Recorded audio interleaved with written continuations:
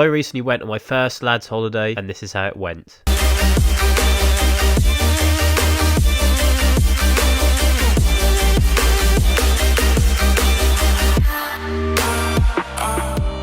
After having to cancel our holidays twice because of COVID, we were finally on our way to our first proper lads holiday. The moment in which we knew we could leave the UK behind us after a very long awaited 2 years. For everything that you see in this video, make sure you watch all the way through to the end where I'll be running through the in-depth expenses, everything that we did on this holiday. We have just landed in Magaluf.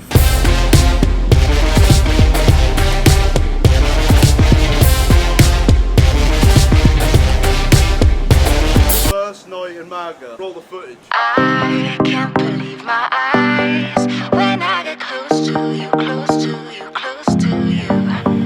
You said hello and I lost my control in just one tiny second. You do to me what I've seen in the movies, but this really happening. My mind explodes. I can feel my bones shaking to the beat of my bleeding heart. An overload. Don't know how this goes, but I'm pretty sure you just made my world stop. I can't believe my eyes when I get close to you, close to you, close to you. So pretty I could die. I can't be close to you, close to you, close to you, close to you. Close to you, close to you, close to you.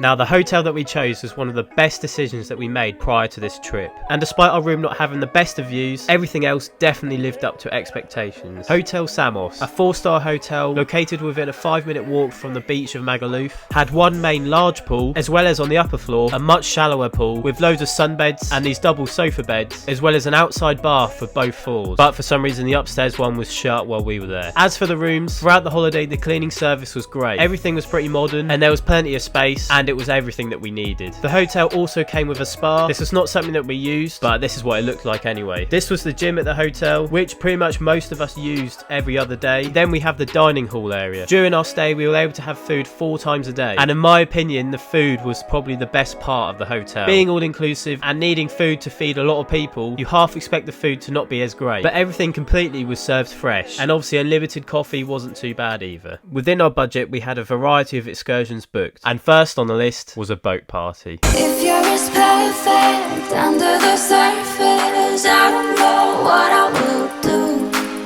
'Cause I can't believe my eyes when I get close to you, close to you, close to you, close to you. Close to you, close to you, close to you.